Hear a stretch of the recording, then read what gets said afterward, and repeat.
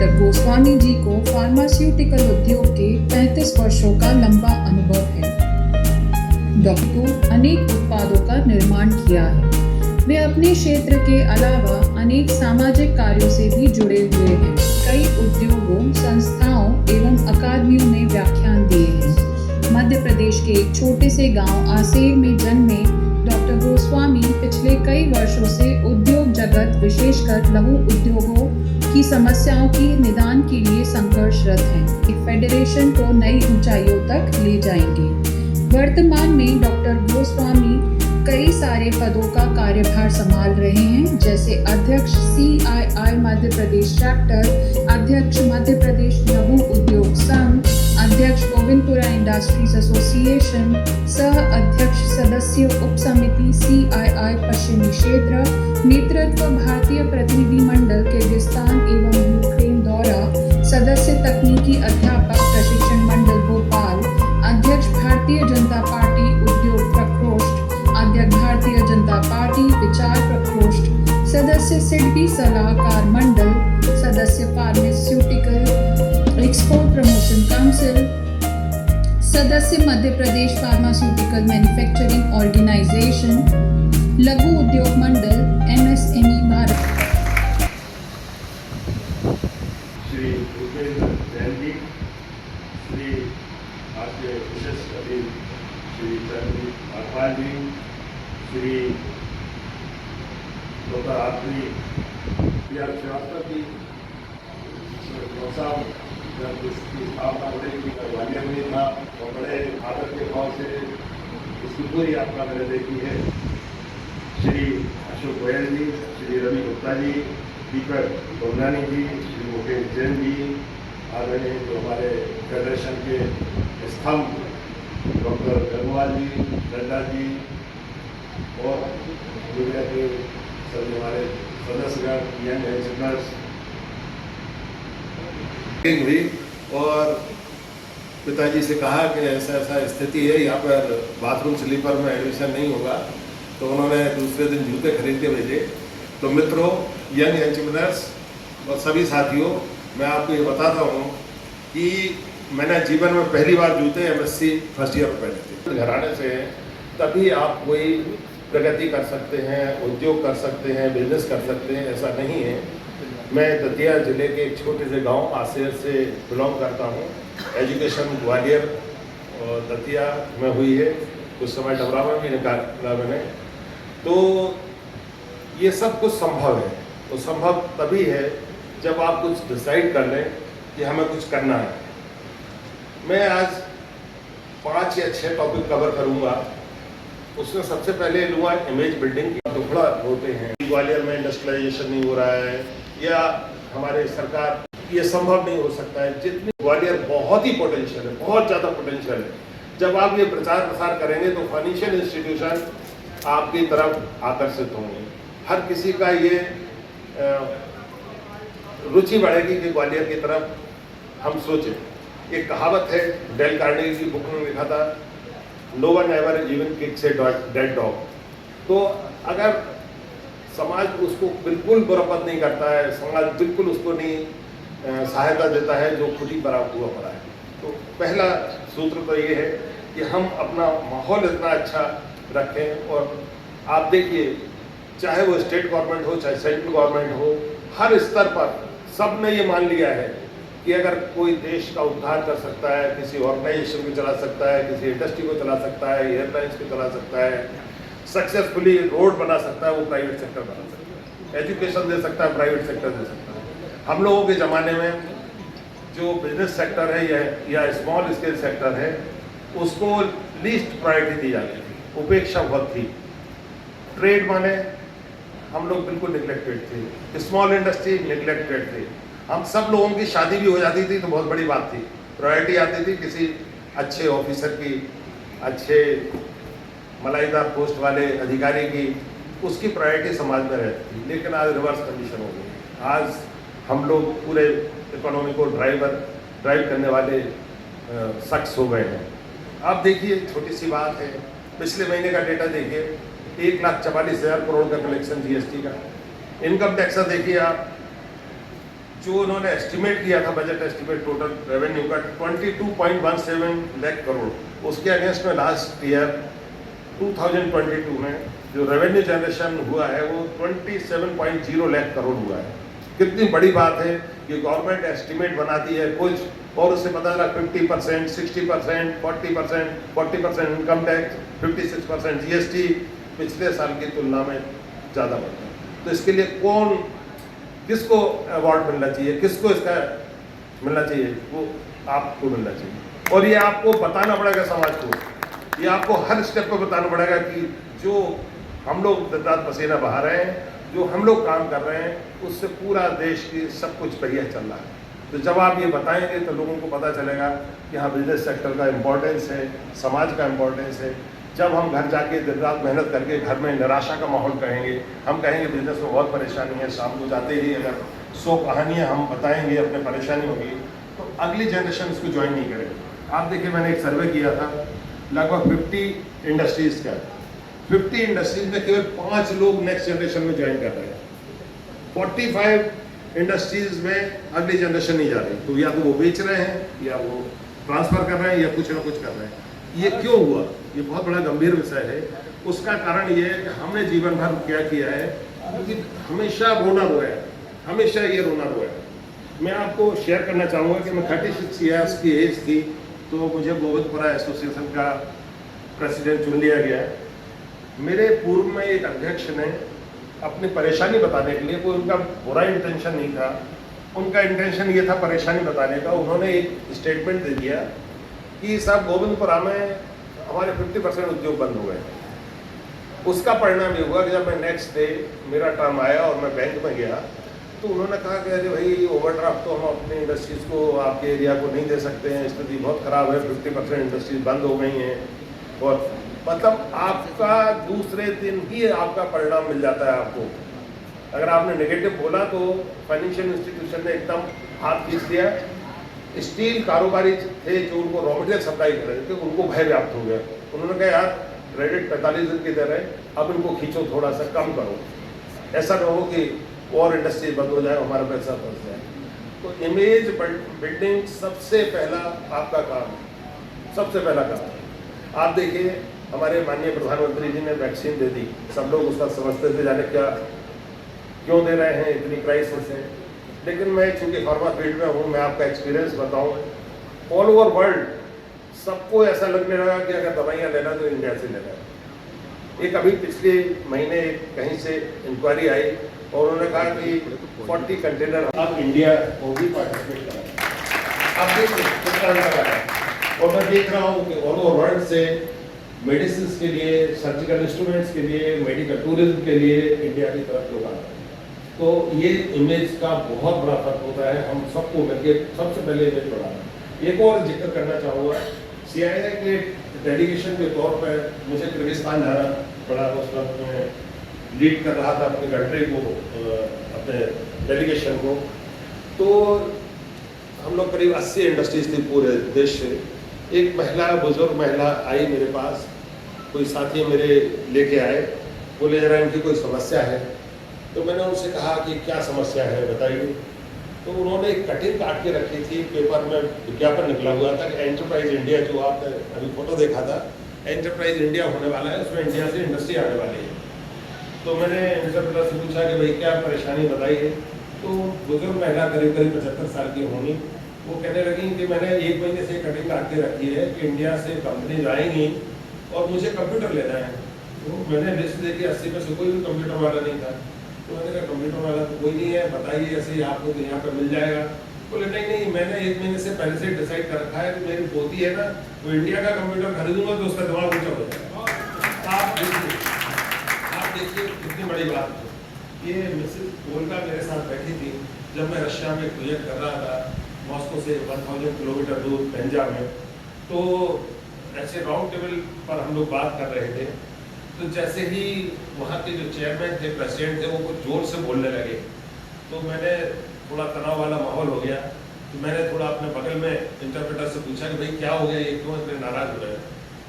तो उन्होंने चुपचाप मेरे को बताया कि बोले इसलिए नाराज हो रहे हैं, वो बहुत गंदी गंदी गालियाँ दे रहे हैं क्योंकि बगल में बैठे हुए व्यक्ति ने बोल दिया कि ऐसा है 7 प्लांट हमको खरीदना, 7 लाइन खरीदना है। तो एक काम करते हैं, 3 लाइन हम चाइना से खरीद लेते हैं और 4 लाइन इंडिया से खरीद लेते हैं। तो बोले इस बात पे वो भड़क गए कि देखा नहीं, चाइना से जो लाइन्स आई थी वो 1 साल भी नहीं चली, वो इंडिया से 24 साल पहले प्लांट लगाया तो वो आज भी चल रहा है। तो इसलिए नाराज हो गए। तो मैंने आज उल्लेख इसलिए किया कि आपकी इमेज इंडियन एंटरप्रेन्योर्स की आप महसूस नहीं कर पाए। मैं इसलिए महसूस कर रहा हूँ कि मैं 60 देशों से भी ज़्यादा विजिट कर चुका हूँ, बहुत सारे इंडस्ट्रीज को विजिट कर चुका हूँ, बहुत सारे कस्टमर्स को विजिट कर चुका हूँ। तो ज़बरदस्त इमेज इंडियन एंटरप्राइज की है, चाहे जापान से लेके किसी डेवलप ऐसा आप हार गए, उसका कभी आपने एनालिसिस किया कि आपने जो अपना पीए रखा हुआ था वो रोज 15 वोट काटता था आपके, ना फोन अच्छी तरह से रिसीव करना, ना रिस्पॉन्स देना, ना किसी तरह से आत्मीयता से बात करना, ना कुछ करना। तो जब आप अपनी टीम में ऐसे लोग रखते हैं जो रोज 10-20 वोट काटते हैं तो आप तो हार जाते हैं। तो इसलिए जरूरी है कि टीम को प्रोत्साहन हो। टीम कोई बात नहीं, थोड़ा हम देखेंगे। यकीन मानिए, जिन जिन लोगों ने ट्रेनिंग को अवॉइड किया, जिन जिन लोगों ने अपडेट होने से मना किया, रजिस्ट किया, या जिन्होंने ये मान लिया कि हमको ट्रेनिंग की जरूरत नहीं है, उनका साम्राज्य ज़्यादा जरूरत है। इसलिए किसी भी एज ग्रुप में हो, किसी भी जगह हो, हर तरह की ट्रेनिंग लीजिए, हर तरह की, जहाँ पर भी ये भी ट्रेनिंग है। हम सब लोग मिलते हैं आपस में, एक दूसरे से एक्सचेंज करते हैं, नॉलेज एक्सचेंज करते हैं, प्रोत्साहित करेंगे, हर तरह की ट्रेनिंग को सीखने की कोशिश करेंगे। अभी पिछले हफ्ते की बात है, गवर्नमेंट मीटिंग में मैं गया, विदेशी डेलीगेशन था, उनको मिलवाना था। तो जो ऑफिसर थे जिनसे मिलना था, वो एक थोड़ी मीटिंग चल रही थी और हमारे एक साथी को उसको ज्वाइन करना था। तो हमको रिसेप्शन में बैठना पड़ा, 10-15 मिनट लग गए। तो हमारे विदेशी मेहमान ने कहा थोड़ा वॉशरूम यूज़ करना चाहेंगे, बिल्डिंग अभी भी नई बनी है। जब हम लोग, मैं ले गया उनको वॉशरूम में, अब वहाँ पर लिखा था केवल अधिकारियों के लिए, दूसरे में लिखा था केवल स्टाफ के लिए। अब मैं और वो दोनों बड़े असमंजस में कि हम उनको वॉशरूम किस में ले जाए, केवल अधिकारियों वाले में ले जाए कि केवल कर्मचारियों वाले में। अकेले बहुत अधिक समृद्ध नहीं हो सकते हैं। जब आप दूसरों के लिए सोचेंगे तो आप यकीन मानिए सारे लोग अपरोक्ष रूप से कितना आपके लिए एफर्ट्स करेंगे, आपको पता नहीं चलेगा कि आपकी ग्रोथ कितनी हो गई। तो नेटवर्किंग और दूसरों के लिए सोचना ये बहुत इम्पॉर्टेंट है अगर आपको आगे बढ़ना है। इस मामले में एक बात और कहूँगा, यदि आप व्यापार कर रहे हैं, इंडस्ट्री चला रहे हैं, अर्गोनॉमिक्स का विशेष ध्यान रखिए। हम वहाँ पर एम्बियंस अगर अच्छा रखते हैं तो प्रोडक्टिविटी कई गुना बढ़ती है। तो कल से ही आप शुरू कर दीजिए। बहुत ज़्यादा एक्यूमुलेशन, आप देखिए घर में, जब हम किसी के घर में गृह प्रवेश करते हैं, बहुत सुंदर लगता है वो घर, सब कुछ बढ़िया लगता है। और 1 साल बाद डेट नोट करिए, 1 साल बाद उस घर में जाइए, किचन में सारे जितने इक्विपमेंट आए सबके खाली खोखे डब्बे रखे होंगे, कंप्यूटर आया होगा उसका डिब्बा रखा होगा, फ्रिज आया होगा उसका डिब्बा रखा होगा, नए बैग खरीदे होंगे उसके डिब्बे रखे होंगे, और सारी चीज़ें एक्यूमुलेट होते होते होते होते अभी पुराने मॉडल का जो चार्जर होगा 10-12 साल पुराना चार्जर भी रखा होगा। जब ज़्यादा एक्यूमुलेट हो जाती चीज़ें तो पता ये चलता है कि जो हमको ज़रूरत है वो मिलती ही नहीं। तो सबसे पहला काम ये करिए कि चीज़ों को घर से बाहर करिए, फैक्ट्री से बाहर करिए, अस्पताल से बाहर करिए। जितना ज़्यादा आप फेंक सकेंगे, जितना ज़्यादा बाहर कर सकेंगे, आपकी एफिशिएंसी उतनी तेज़ी से बढ़ेगी, बहुत तेज़ी से बढ़ेगी। कर रहे थे तो जैसे ही वहाँ के जो चेयरमैन थे, प्रेसिडेंट थे, वो कुछ जोर से बोलने लगे तो मैंने थोड़ा तनाव वाला माहौल हो गया। ऐसा नहीं कि सारा डिसीजन आप लोग करें, और ऐसे बहुत सारे ऑर्गेनाइजेशन हैं जिसमें लोग डिसीजन लेते हैं, जो उसका हेड होता है वो डिसीजन नहीं लेता है, सारे मिलकर डिसीजन लेते हैं। तो जापान का इसलिए उदाहरण है कि कोई वहाँ व्यक्तिगत डिसीजन नहीं लेता है। मुझे 28 दिन वहाँ ट्रेनिंग का अवसर मिला, तो वहाँ हर काम को एक टीम बना के डिस्कस करके टीम डिसीजन लेती है, और वो जो क्रेडिट मिलता है वो पूरी टीम को मिलता है। तो यदि हमारे स्मॉल एंटरप्राइज, हम सब लोग अगर ये मान के चल रहे हैं कि सारी मेहनत मैंने की है, बड़े पसीने बहाए हैं और सब कुछ मैं ही कर रहा हूँ और मेरी टीम कुछ नहीं कर रही है, तो वो आप गलत रास्ते पर जा रहे हैं। उसमें आपको बहुत खतरा ही खतरा है। अगर महीने में एक बार नहीं कर सकते तो 3 महीने में करिए। बिल्कुल 2 दिन की छुट्टी लेके पूरे इन्वेंट्री को चेक करिए। जो चीज़ें मूवेबल नहीं है, इमूवेबल है, उनको बाहर करिए, कुछ को डोनेट करिए, कुछ को डिस्काउंटेड प्राइस पे निकालिए। घर में है तो घर में से सामान निकालिए। और यकीन मानिए अगर आपने ये फॉर्मूला अपनाया तो आपका एफिशिएंसी लेवल एकदम बढ़ जाएगा। एक बात और कहना चाहूँगा के लिए, एक यूएस में बहुत अच्छी स्टडी हुई है, अगर स्टूडेंट्स हैं वो नोट कर सकते हैं।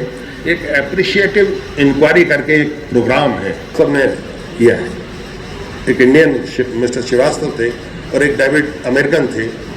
तो एप्रिशिएटिव इंक्वायरी क्या कहती है कि आप चमचागिरी मत करिए, आप लोगों को पहले आइडेंटिफाई करके उनकी विशेषता क्या है वो जानिए पहले। और जब आपको ये लग जाए कि जैन साहब एक बहुत अच्छे ऑरेटर हैं, एक बहुत अच्छे संगठन के मजबूत स्तंभ हैं, तो अगर उस बारे में इनकी तारीफ की जाएगी तो वो सही तारीफ होगी, या उस काम में इनको लगाया जाएगा तो वो अच्छा होगा। यदि आप इंट्रोवर्ट आदमी को जो अकाउंटिंग बहुत अच्छा करता है उसको आप मार्केटिंग के लिए लगा देंगे तो आप कभी सफल नहीं होंगे। या मार्केटिंग वाले को अकाउंटिंग बता देंगे, उससे टर्नओवर पूछेंगे मार्केटिंग वाले से कि भाई इस साल का टर्नओवर क्या रहा, तो कहेगा 25 लाख हुआ करीब करीब। लेकिन अगर इंट्रोवर्ट आदमी है और वो अच्छा माइक्रोस्कोपिक काम करता है तो वो कहेगा 25,40,315 हुआ है साहब। ऐसा उनको उसमें देंगे तो निश्चित तौर से आपको क्या होगा, रिजल्ट्स अच्छे मिलेंगे और आपकी ग्रोथ अच्छी होगी। ज़्यादातर हमारे समाज में, चाहे वो इंडस्ट्री हो, चाहे ट्रेड हो, चाहे घर हो, हम इनोवेशन को हो गया। जब हम लोगों को नेक आई से दिखाया गया तो उसमें कुछ भी दिखा नहीं हमको। फिर उन्होंने इलेक्ट्रॉन माइक्रोस्कोप के नीचे रखा तो उसमें लाखों गियर्स, और बोले ये जो आधी बोतल भरी है 6 महीने का प्रोडक्शन है। तो मैंने उनसे पूछा इसका ये लगाया वो हमारे गियर्स में नहीं। अभी हम जो इन्वेंट कर रहे हैं वो आगे आने वाले 10 साल के इक्विपमेंट्स में काम आएंगे। मैंने पूछा ये कैसे संभव हुआ, उन्होंने बताया कि ये हमारे हेट्रोजेनस सोसाइटी से हुआ है।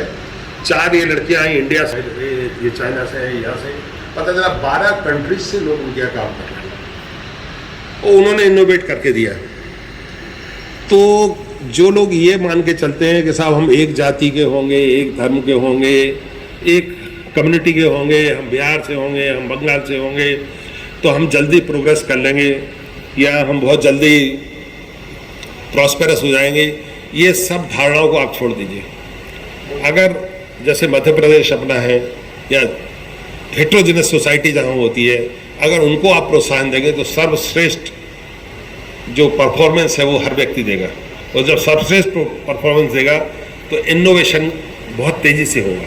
तो मैं ये बात इस आधार पे कह रहा हूँ कि ये ऑलरेडी प्रूव्ड है और लोग इसको कर रहे हैं।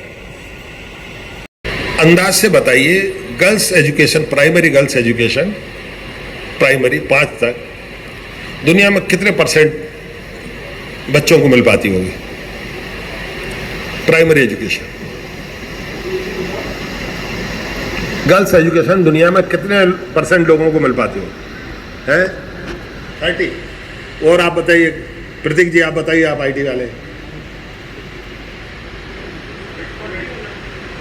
और साहब बताइए, आप और कोई आप बताइए। चलिए एक ये हो गया। दूसरा बताइए, 10-15 तरह के वैक्सीन लगते हैं, टीका जो लगते हैं वो कितने % बच्चों को हो पाते हैं? डॉक्टर साहब आप बताइए।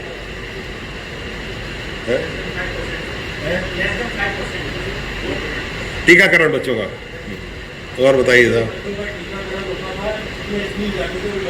जी जी जी जी जी जी पाले रहते हैं और रिजल्ट्स बिल्कुल अलग होते हैं, बिल्कुल अलग होते हैं। गर्ल्स एजुकेशन 95% है दुनिया में, primary girls education more than 95%। केवल 3 कंट्रीज को छोड़ दीजिए, अफगानिस्तान, सीरिया और पाकिस्तान, बाकी की जगह 100% है प्राइमरी एजुकेशन। टीकाकरण केवल 3 कंट्री छोड़ दीजिए, अफगानिस्तान, पाकिस्तान और सीरिया, 100% है। हंड्रेज के कारण है। तो मैं आपको इसलिए बोल रहा हूं कि कितने परसेंट लोग ये मानते हैं कि डिफिकल्ट होती जा रही कंडीशंस दुनिया में। आपको क्या लगता है, डिफिकल्ट होती जा रही है कि अच्छी होती जा रही है? क्या लग रहा है आपको? कंडीशंस कैसी हो रही हैं? आप कैसे, मैडम आप बताइए। अच्छे हो रही है? क्या हो रही? जी जी, मैं आपको बताऊं कि दुनिया बहुत तेजी से निराश होने की जरूरत नहीं, बहुत तेजी से बहुत अच्छी हो रही है, बहुत अच्छी हो रही है। डॉक्टर साहब तो हमारे सामने हैं।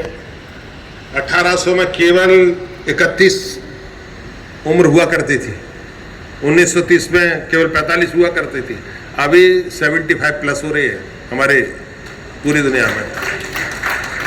आप देखिए, लिटरेसी 1800 में 10% हुआ करती थी, 1900 में 30% हुआ करती थी, आज 86% पहुंच गई। तो अच्छा हो रहा कि नहीं हो रहा? लोगों को बड़ा भय लगता है, हवाई यात्रा नहीं करते हैं लोग, कई बड़े मेरे से कई बार, अरे मेरे को डर लगता है। आप देखिए 1 बिलियन में से एक दुर्घटना होती है, 1 बिलियन पैसेंजर पे, 1 अरब पे एक आध कभी हो जाती। 2017 में तो एक भी एयर क्रैश नहीं हुआ। सुरक्षा है हर पैरामीटर।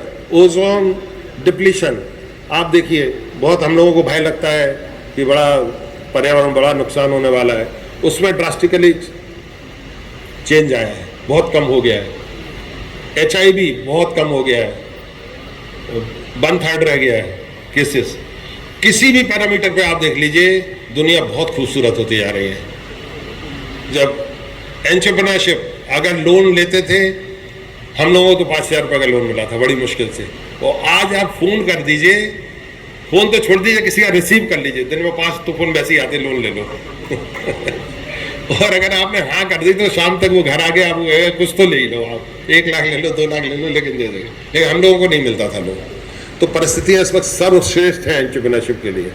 तो आप जितने यंग एंटरप्रेन्योर्स हैं, बड़े प्रोजेक्ट्स बनाइए, बड़े सोचिए, और ये मान के चलिए कि आपको सफलता के लिए बहुत अच्छी अपॉर्चुनिटीज है। मिसकंसेप्शन ये रहता है, हम सब लोगों ने हर स्टेज पे पाल रखा है। 1986 में एक मूवी आई थी, एक रुका हुआ फैसला, आप उसको जरूर देखिए। पंकज कपूर की थी, अन्नू कपूर की थी, और कोई गाने वाने नहीं है उसमें।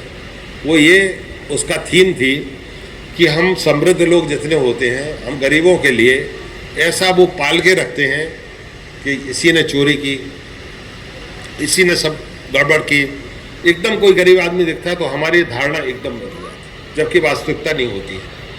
तो दिन भर ये सोचिए कि जो मैंने धारणा पाल रखी है, जो अपने कर्मचारियों के लिए धारणा पाल रखी है, घर में महिला को जो काम करती है उसके प्रति धारणा पाल रखी है, या अपने साथियों के लिए कर रखी है, या पार्टनर के लिए कर रखी है, वो आप सही नहीं है। ये काम को रिकॉग्नाइज किया जाए। और मैं एक छोटा सा उदाहरण दूंगा। हमारी कंपनी में हमको फॉरेन रजिस्ट्रेशन कराना पड़ता है, तो एम्बेसी में आदमी को भेजना पड़ता है, लीगलाइजेशन का है, जाके रुकता है, बहुत खर्च आता है, 4-5 दिन का। उनका खर्च आता है 50 से 60 हज़ार रुपये। हमने एक गांव के लड़के को, बिल्कुल जिसको बिल्कुल एक शब्द अंग्रेजी का नहीं आता है, उसको कहा कि ये जाना है तुमको, इस जगह जाना है, विदेश मंत्रालय जाना है, ये पेपर को यहाँ ठप्पा लगवाना है, और फिर एम्बेसी में जाना है, US में, किसी भी एम्बेसी में, कई कंट्रीज़ की एम्बेसीज में जाना पड़ता है, और इसको ठप्पा लगवा के लाना है, बिल्कुल। तो आप मानिए वो गया सीधा, उसने कहा मेरे को एक शब्द अंग्रेजी नहीं आती, हिंदी बोलने वाले को बुलाओ। उन्होंने बुला दिया था। मैं भोपाल से आया हूँ, मेरा ये अटेस्टेशन होना है। हाँ बैठो बैठो बैठो, बिल्कुल तत्काल। अरे भाई वो बाहर से आया है, इसका काम दूसरों के लिए शेड्यूल रहता है नेक्स्ट डे मिलने का, उसको तत्काल उसी दिन दे देते, आज ही ले जाओ तुम 2 बजे। और हमारा खर्च आता है केवल 7,000 रुपये आने जाने का। और वो इतना ट्रेंड हो गया कि अब 1 नहीं, 2 नहीं, 10 नहीं, जिस भी एम्बेसी में जाना है वो चला जाता धड़ाल से। और ये पक्का रहता है कि इतने डॉलर जमा करना है, इतना ये से करना है, यहाँ से डॉलर खरीदना है, यहाँ से उसको विदेश मंत्रालय से ठप्पा लगाना। तो लोगों को ट्रेन करिए, बड़े से बड़े टास्क के लिए अपने लोगों को करिए। आप बाहर से लोगों को एक्सपर्ट मत ढूंढिए। आप ये कोशिश मत करिए कि जब कोई एक्सपर्ट मिलेगा तभी आपका बिजनेस बढ़ेगा। आपके within organisation, within आपकी छोटी सी दुकान, आपका डिस्ट्रीब्यूशन, आप उन लोगों को बड़ा पद दीजिए। कोशिश मत करिए कि आप ही सब कुछ कर सकते हैं। आप लोगों को जिम्मेदारी दीजिए और वो आपको करके देंगे। एक और सब्जेक्ट हम लोग भूल जाते हैं प्रोक्योरमेंट में। हम लोग क्या करते हैं, अपनी जितनी परचेज है कैजुअल करते हैं। फोन किया, क्या रेट है, हाँ भाई ये इतना है, अरे ठीक है थोड़ा कम कर दो, उसने कहा 5% कम कर दिया, हाँ ठीक है ऑर्डर कर दो। ये कैजुअल अप्रोच बिल्कुल मत करिए। प्रोक्योरमेंट को बाकायदा ट्रेनिंग लेते हुए, बाकायदा सिस्टम्स को करते हुए, अगर आपने इसको सिस्टम से किया तो यकीन मानिए मैं अपने ऑर्गेनाइजेशन में 5 से 8%, कई बार 10% की बचत करता हूँ। केवल सिस्टमेटिक परचेज, अच्छी तरह से ट्रेनिंग देके, लोगों को सर्च करके, बीच के लोगों को एलिमिनेट करके, मैन्युफैक्चरर से या डायरेक्ट जो कंपनी का डिस्ट्रीब्यूटर है वहाँ से करिए तो राइट टाइम पर राइट क्वालिटी और कॉम्पिटिटिव प्राइस पे आपको मिलेगा। तो ये गलती आप ना करें। प्रोक्योरमेंट में आप विशेष ध्यान रखें। कैजुअल तरीके से देते हैं, ना हम सीट बेल्ट बांधेंगे, ना हम अपने इलेक्ट्रिकल कनेक्शंस को ठीक करेंगे, ना किसी भी तरह के हम हर चीज़ भगवान भरोसे करते हैं। तो अगर आप अच्छा बिजनेस करते हैं, आज ही देखिए किसी 2-3 दिन पहले हॉस्पिटल में आग लगी थी और अभी आज किसी इंडस्ट्री में, पोहा इंडस्ट्री में आग लग गई। तो ये सब इसमें 99.99% हमारी खुद की गलती से होता है। इसको टारगेट बनाइए। हर हालत में हमें खुद देखना है कि किसी भी तरह की दुर्घटना, इवन हमारी ड्यूटी होना चाहिए कि हमारे यहाँ कोई कर्मचारी आ रहा है तो वो घर तक सुरक्षित पहुँच रहा है कि नहीं पहुँच रहा है। और ये मैं बहुत बड़ी बात नहीं कह रहा हूँ। हम लोग 46 ईयर से इंडस्ट्री चला रहे हैं और अभी तक कोई भी इस तरह की दुर्घटना नहीं हुई है जिसमें किसी की जान माल का नुकसान हुआ हो या किसी में बहुत बड़ी इंजरी हो गई हो। क्योंकि ये सिद्धांत को हम लोग अपनाते रहते हैं, सख्ती से पालन करते हैं और वो हैप्पीनेस का एक बहुत बड़ा कारण है कि कोई इस तरह की घटना नहीं होती है तो हम लोग आराम से अपने इंडस्ट्री को चला सकते हैं। मैं सब आप लोगों से निवेदन करूँगा कि कल से ही सुरक्षा पर विशेष ध्यान दें और ना केवल आप ट्रेनिंग लें, पूरे परिवार के लोगों को ट्रेनिंग दें। इसमें उनको भी इंसिस्ट करें कि आप इनका पालन करें और इनको हर हालत में सिखाएं। उनको करते हैं कि जो कंपनी वाले हैं वो ट्रेडर्स को कर देते हैं प्रेशर करके, ये स्कीम वो स्कीम। और भूपेन जी इसमें करेंगे कि एक ऐसा सॉफ्टवेयर बनाए कि ये लोग सरलतम हो। प्रतीक जी से भी कल बात चल रही थी, इतना सरल हो 2-3 हज़ार 5 हज़ार में मिले और अपनी इन्वेंट्री को लोग चेक करें, देखें जो आउटडेटेड हो रहे हैं, नॉन मूवेबल है, उसको तत्काल बाहर करें और नए उसके करें तो आपको बहुत ज़्यादा इसमें फ़ायदा मिलेगा। मैं ला सकते हैं अपने ऑर्गेनाइजेशन में और तेज़ी से ग्रोथ कर सकते हैं। सबसे पहले तो ये कर लीजिए कि आधा दिन अपने ऑर्गेनाइजेशन को सफाई करने में लगा। बहुत छोटी बात है लेकिन ये बहुत बड़ा आउटपुट देती है। आप नहीं, केवल एक काम करना है कि हमें क्लीनिंग करना है हर चीज़ की, पूरे, चाहे आपकी वर्कशॉप हो, चाहे आपका शोरूम हो, चाहे हॉस्पिटल हो, चाहे घर हो, चाहे कुछ हो। मैं तो अपने घर में भी अपना आधा दिन हर हालत में सफाई करता हूँ, खुद ही करता हूँ और उससे बड़े फायदे होते हैं। फैक्ट्री में भी आधा दिन का हमारा प्रोग्राम रहता है कि हर हालत में सब कुछ काम बंद करके साहब 2 ट्रेड फेयर आपको अटेंड करना है। एक अपने देश का करना है और एक इंटरनेशनल करना है। जब आप ट्रेड फेयर अटेंड करेंगे तो पता चलेगा कि मैं किस स्थिति में हूँ, मेरा प्रोडक्ट की प्रेजेंटेशन अच्छी है कि नहीं है, मैं आपकी सस्टेनेबिलिटी ज़्यादा दिनों की नहीं है। और जो लोग कहते हैं ना कि रिसेशन आ गया और अब सेल नहीं हो रहा, मूव नहीं हो रहा, उसका कारण ये है कि कारण वो नहीं है कि डिमांड कम हो गई, कारण ये है कि आपने अपने आप को अपडेट नहीं किया, आपने अपने आप को चेंज नहीं किया, आप नए प्रोडक्ट्स नहीं लाए, आप नए तरीके से प्रेजेंटेशन नहीं कर पा रहे, आप नए तरीके से मार्केटिंग नहीं कर पा रहे हैं। तो वो आपको करना है और आप तेज़ी से बहुत अच्छा प्रॉफिट कमाएंगे। जितने ज़्यादा प्रोडक्ट रेंज आप बढ़ाएंगे, जितना ज़्यादा इन्वेंट्री लेवल बढ़ाएंगे, जितनी ज़्यादा सेक्टर के करेंगे, जैसे ही, चाहे वो आपका हो, चाहे सर्विस लाइन का हो, चाहे हॉस्पिटल का हो। जिन हॉस्पिटल्स में सब कुछ खिचड़ी है, सारी वो है, तो वो हॉस्पिटल को प्रॉफिट नहीं है, आपको प्रॉफिट बढ़ जाएगी। एक दिन महीने में आप ट्रेनिंग के लिए रखिए, अपने लोगों के लिए ट्रेनिंग और खुद के लिए भी ट्रेनिंग। महीने में चाहे भले 1 घंटे का रखिए प्रोग्राम, लेकिन 1 महीने में 1 दिन ट्रेनिंग आपको लेना ही है। इंटरनल लेना है, बाहर लेना है, दोनों में से कोई भी हो सकती है। छोटे से छोटा प्रोग्राम हो। आप देखिए, ये आपके पास संस्था है, इतनी बड़ी संस्था है, आप भूपेंद्र जी को कहेंगे, फेडरेशन को कहेंगे कि एक हमें मुझे इस तरह का ट्रेनिंग प्रोग्राम करना है, क्यों नहीं करेंगे? ये लोग भी करेंगे, हम लोग भी करेंगे, या और कोई संस्था करेगी। आज की डेट में सैकड़ों संस्थाएं ऐसी हैं जो ये इस बात के लिए सहज तैयार होती है कि आप आइए और ट्रेनिंग लीजिए। केवल 5 कंट्रीज को सिलेक्ट करिए, आप ज्यादा अन्य मत करिए, पूरी दुनिया पर विजय प्राप्त करने की कोशिश मत करिए, केवल 5 कंट्रीज को फोकस करिए। अगर आप जिस फील्ड में हैं, अगर पूछेंगे तो मैं आपको बताऊंगा कि आपको कौन सी कंट्री सिलेक्ट करना चाहिए, क्योंकि पूरी तरह से एक परिदृश्य मेरी आंखों के सामने है कि सार्क में कहां से कमाया जा सकता है, CIS कंट्री में कहां से कमाया जा सकता है, अफ्रीका में कहां से कमाया जा सकता है, लैटिन अमेरिका में कहां से कमाया जा सकता है, यूरोप में कहां से कमाया जा सकता है। तो मैं भी उसमें आपको मदद कर सकता हूँ, कमा लूँगा। तो आप ज़्यादा दिनों सस्टेन नहीं कर पाएंगे, क्योंकि संस्था का जो पदाधिकारी होता है वो कनेक्टेड रहता है सैकड़ों लोगों से। अगर आप संस्था के सदस्य हैं तो आपको सैकड़ों गुना आपकी शक्ति बढ़ जाती है। तो कोशिश करिए कि संस्थाओं की मेंबरशिप को, संस्था की एक्टिविटीज को बहुत गंभीरता से लीजिए। टर्नओवर की बजाय प्रॉफिट पे फोकस करिए। मेरे कई मित्र हैं जो इस चक्कर में डूब गए कि वो जब डिनर हो, कॉकटेल डिनर हो, तो उनको ये बड़ा बताने में होता है कि मेरा साहब 20 करोड़ टर्नओवर है, मेरा 10 करोड़ है, मेरा 50 करोड़ है। वो कभी ये ध्यान ही नहीं देते कि हम लोग अपना जो टेंडर भर रहे हैं या कोट कर रहे हैं या काम ले रहे हैं, अगला टेंडर बना नहीं, वो क्या करो, 5% कम कर दो, 47 कर दो, 47 का है उन्होंने 45 कर दो। कभी कैलकुलेशन नहीं करना, कभी ये नहीं देखना कि इसका इमरजेंसी में इसकी कॉस्ट बढ़ सकती है या कुछ हो सकता है।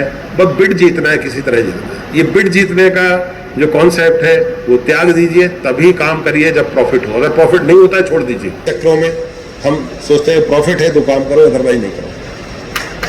बिना प्रॉफिट के कोई काम मत करिए, क्योंकि अगर आपने इसमें किया तो आप समझ लीजिए आज नहीं तो कल आपको चपत लग सकती है, आप डूब सकते हैं। आप देखिए मध्य प्रदेश में फार्मा इंडस्ट्री कितनी हुआ करती थी, लेकिन जो लोग गवर्नमेंट सप्लाई में थे, जिन इंडस्ट्रीज में केवल उसी में फोकस किया, जो केवल बिड भरते रहे, वो सब डिसअपियर हो गए। 5, 6, 10 बचे हैं मुश्किल से, केवल वही लोग। और जो लोग केवल प्रॉफिट को आधार मान के ग्लोबल मार्केटिंग को ध्यान में रखे हुए अपने के नए प्रोडक्ट डेवलपमेंट में बहुत सस्टेन हो गए और बहुत अच्छी ग्रोथ कर रहे हैं, दिन रात काम चल रहा है।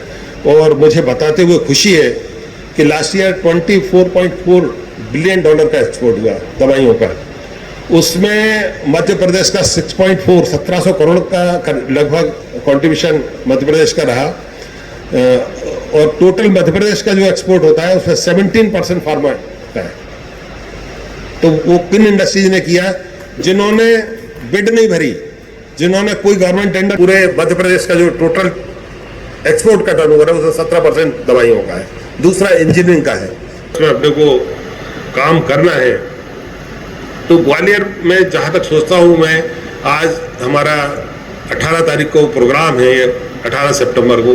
मैं चाहूँगा कैट से कि अपन चैलेंज के तौर पर दोनों ऑर्गेनाइजेशन लें और अगले 18 तारीख को हम लोग प्रोग्राम करें अगले साल की, और हम एटलीस्ट सिलेक्ट करें कि हमें 10 इंडस्ट्रीज यहाँ पर लाना, ज़्यादा नहीं, बहुत बड़ा नहीं, सिर्फ 10 प्रोजेक्ट हमको ग्वालियर डिवीजन में ला रहे हैं। और जो मैं आइडेंटिफाई कर रहा हूँ, गोयल साहब डबरा वाले कल काफ़ी उत्साह दिखा रहे थे। मैं उसी सब्जेक्ट पे आ रहा हूँ, आपकी 5-10 मिनट और लूँगा। अगर आप बोर हो रहे हो तो बता देना, और अगर आपकी अनुमति हो तो कंटिन्यू करूँ उसको। 1 और 5, 4 और 5 होने वाला है। 4 अफ्रीका पहुँच जाएगा अगले 30 साल में, तो और हम 5 हो जाएंगे। अब हमको ये करना है कि फोकस हमको करना है अफ्रीका। अगर अफ्रीकन मार्केट के लिए तैयारी करने के लिए हम अभी से शुरू करेंगे तो हमारी प्रॉस्पेरिटी आना ही है अदालत में। आप इस चक्कर में मत करो। ज़्यादातर मेरे मित्र कहते हैं डेलीगेशन लेना है, चलो यूरोप चलो, जर्मनी चलो, यहाँ चलो, उनका उद्देश्य रहता है घूमना। तो मैं सभी अधिकारियों को विनम्रता से कह देता हूँ, जबकि था अगर घूमने का प्रोग्राम बनाना है तो एक अलग से प्रोग्राम बना लीजिए, वो डेलीगेशन एक विजिट का बना लीजिए या देखने का बना लीजिए। रियल अगर आपको बिजनेस करना है, पैसा कमाना है, तो आप चलिए अफ्रीका, आप चलिए कीनिया चलिए, तंजानिया चलिए, मोजाम्बिक चलिए, साउथ अफ्रीका चलिए, जहाँ पर भी डिफिकल्ट कंट्रीज है वहाँ चलिए। और एशिया में जाना है तो कंबोडिया चलिए भाई, लाओस चलिए। लेकिन क्या होता है, गवर्नमेंट में एजेंडा अलग चलता है और बिजनेस का एजेंडा अलग चलता है। कि वहाँ का हम डेलीगेशन बनाए, वहाँ चले, करीब करीब 4 या 5 एम्बेसडर्स को आमंत्रित करती है, टाई अप करती है और अपने लोगों को एक्सपोर्टर बनाना है। एक्सपोर्टर बनेंगे तो पैसा आएगा। एक और सूत्र दूंगा कि अगर आप विदेश में व्यापार करने जा रहे हैं, सब कुछ कर रहे हैं, तो आप कोशिश करिए कि आप वहाँ के लोकल व्यक्ति से करें। अफ्रीका में तो अफ्रीकन से करें। आप केवल हिंदुस्तानी के भरोसे रहेंगे तो आपको लिहाज में आप जो टर्म्स कंडीशन है वो सख्त नहीं रख पाएंगे, हो जाती है, अपन कहते चलो भेज दो, और वहीं पे हम लोग थोड़ा सा परेशान हो जाते हैं। तो आप कोशिश ये करिए कि ओरिजिनल जो वहाँ का व्यक्ति है, व्यापारी है, उससे डील करें, उससे अपने पूरे कॉन्ट्रैक्ट्स को आगे बढ़ाएं, उससे आपको धोखा खाने में कम चांसेस रहेंगे। तो मैं समझता हूँ थोड़ा समय का मैंने अतिक्रमण कर लिया आपका, और जितना आपने तो स्वामी जी ने जो बातें कही हैं वो निश्चित रूप से व्यापार के हितों की हैं। अगर किसी के मन में कोई क्वेश्चन हो, किसी के मन में कोई बात हो, तो वो हमारे बीच रख सकते हैं, गोस्वामी जी उसका जवाब देंगे। अभी उन्होंने कुछ एक्सपोर्ट की बात कही है, अभी उन्होंने अपने व्यापार को किस हाल से खुशहाल बनाया जाए उसकी बात कही है। तो सबसे पहले तो मैं आप लोगों से हाथ खड़ा करके बताएं, किसी का कोई क्वेश्चन हो तो माइक भिजवाएंगे आपके पास तक। संजय भैया, ये है कि वर्तमान में पिछले 1 वर्ष से एक्सपोर्ट में जो कंटेनर का भाड़ा है उसके कारण जो लागत मूल्य उसमें बढ़त हो गई है, उसके कारण ये एक्सपोर्ट में काफ़ी कमी आ गई है। विशेषकर मैं ये कहना चाहूँ कि ग्वालियर से जो सैंडस्टोन जाता है वो लो कार्गो वैल्यू में गिना जाता है सर। इसकी जो कीमत है पोर्ट पर पहुंचकर 5 लाख रुपए होती है। पहले इसका भाड़ा लगभग 2.5 लाख रुपए लगता था, 7.5 लाख रुपए गंतव्य स्थल तक पहुंच के हो जाता था। अभी हालांकि भाड़ा कुछ आ गया है $5,000 तक, लेकिन वो जब तक 2500 या 3000 तक नहीं आएगा, जब तक हम सर्वाइव नहीं कर पाएंगे। क्या आपके माध्यम से केंद्र शासन की ओर से जिस तरह इंटरेस्ट सब्सिडी दी जाती है एक्सपोर्ट को बढ़ावा देने के लिए, container overseas container subsidy, overseas transportation container subsidy के लिए कोई आप मांग करेंगे? ये मेरा आपसे निवेदन है। अगर छोटी छोटी इंडस्ट्रियाँ जैसे 100 टन की सोया यूनिट्स हैं गोस्वामी जी, ये मध्य प्रदेश में मुरैना में, शिवपुरी में, दतिया में, नेवाड़ी में, इंदौर में काफ़ी यूनिट्स बंद हो गई। आज किसकी यूनिट चल रही है? अडानी की, अंबानी की, क्योंकि ये 100 टन की कैपेसिटी वाले हजारों लाखों टनों के आगे प्लांट बंद होते जा रहे हैं। आप कह रहे हैं कि हम यहाँ पे यूनिट्स लगाएं, तो फूड में क्या चीज़ लगाएं जो फूड्स में अपने ग्वालियर को आगे बढ़ा सके। ग्वालियर में पहले मस्टर्ड का और सोया का बहुत बड़ा बिजनेस था, बिल्कुल जीरो हो चुका है। हम लोग फार्मा लाइन में यूएस हम लोग एक्सपोर्ट करते हैं। हमारा भाड़ा हुआ करता था $1950। कोविड के दौरान ये भाड़ा पहुंच गया $13,000। अभी घट के फिर जब हम लोगों के 3 कंटेनर गुड्स हमको एक साल तक रखना पड़े, तो हमारे जैसे सभी लोगों को रखना पड़े, क्योंकि ये अकेले इंडिया का मामला नहीं है। चाइना में जितने कंटेनर थे उन्होंने रिलीज नहीं किए। फिर यूरोप में ड्राइवर्स की कमी हो गई, तो उन्होंने कंटेनर जो शिप पोर्ट से अंदर नहीं ले गए, 1000 ड्राइवर्स की कमी हो गई। फिर यूएस में भी ऐसा ही हुआ, कंजेशन के हजारों लाखों कंटेनर्स का कंजेशन हो गया। लेकिन स्थिति अब सुधर गई है। जो $13,000 लग रहे थे वो घटते अब लगभग $3,000 तक आ गए हैं। तो मैं समझता हूँ थोड़ा इंतजार और करिए, हार्डली 3 या 4 महीने में ये चीज़ नॉर्मल होने की संभावना है। और भारत सरकार भी अभी हमारे DGFT जॉइंट डायरेक्टर DGFT से बात हुई थी, उन्होंने कहा कि कंटेनर में, और मैं इंडस्ट्री से भी अनुरोध करूँगा, अपने मित्रों को मैंने सबको कहा है कि आप जहाँ कह रहे हैं कि साहब काम नहीं है या रिसेशन है, तो अगर जहाँ डिमांड है वहाँ आइए। क्यों ना, जब सब कुछ शिप बना रहे हैं, बड़े सब कुछ बना रहे हैं, तो कंटेनर मैन्युफैक्चरिंग में क्यों ना आए। तो हम लोगों ने इसको प्रमोट किया है, जल्दी से हम इसमें एक प्रोग्राम करने वाले हैं कि अपने मध्य प्रदेश में ही कंटेनर का निर्माण शुरू हो जाए। काम ही काम है, तो ये थोड़ा सा आपको सब्र करना पड़ेगा, नॉर्मल होने वाले हैं रेट। हाँ, ये पूछ रहे थे कि देखिए ये अकेले एग्रीकल्चर की नहीं है बात, हर फील्ड में जो स्मॉल एंटरप्राइज समाप्त करके वो कब्जा कर लेता है।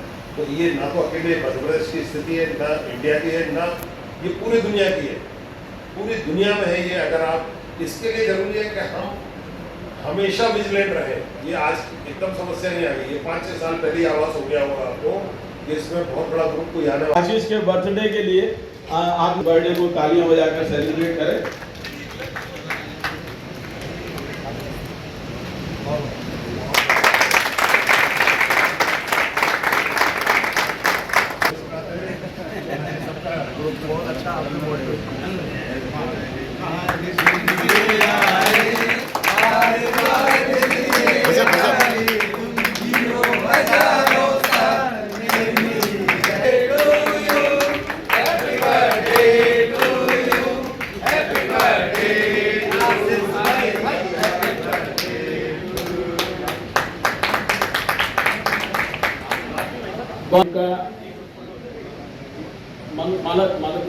ये संयोजक भाई गालब है क्या? गालब निकल गए, सह संयोजक इनके साथी।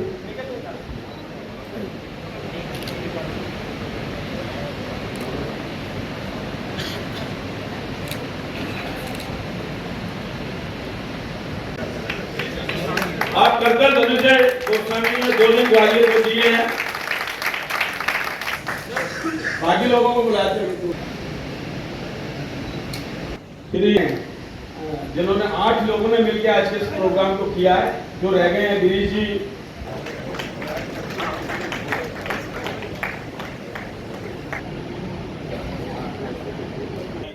केवल 10 यूनिट हम लोग ग्वालियर में स्थापित करने का संकल्प लेकर आज इस कार्यक्रम को समापन की तरफ ले जा रहे हैं।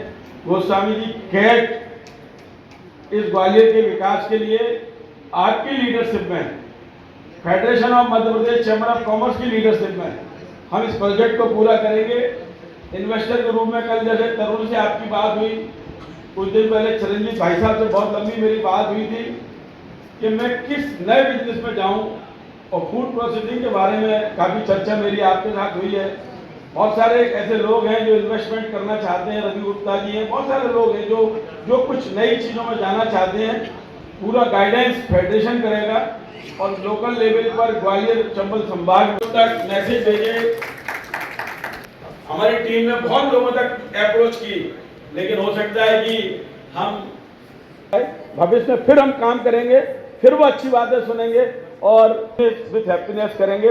मैं आभार प्रदर्शन के लिए आमंत्रित करता हूं अजय अमित अरोड़ा को, जो आपके सामने है, उसके लिए करतल ध्वनि धन्यवाद दीजिए। उन्होंने तन मन और धन लगाकर आज के कार्यक्रम को सफल बनाया है, बहुत बहुत बधाई। गोस्वामी जी, ऐसे लीडरशिप नहीं तैयार हो रही है जो कैट को आगे ले जाएगी। ऐसे अगला कार्यक्रम अगली टीम करेगी। उदित है, जय है, विकास है, इन लोगों का अगले महीने का टारगेट है। ये 8-8 लोग आगे बढ़ते जाएंगे और कैट का काबिला आगे बढ़ता जाएगा। बहुत बहुत बधाई, आभार प्रदर्शन भाई हमें करेगा।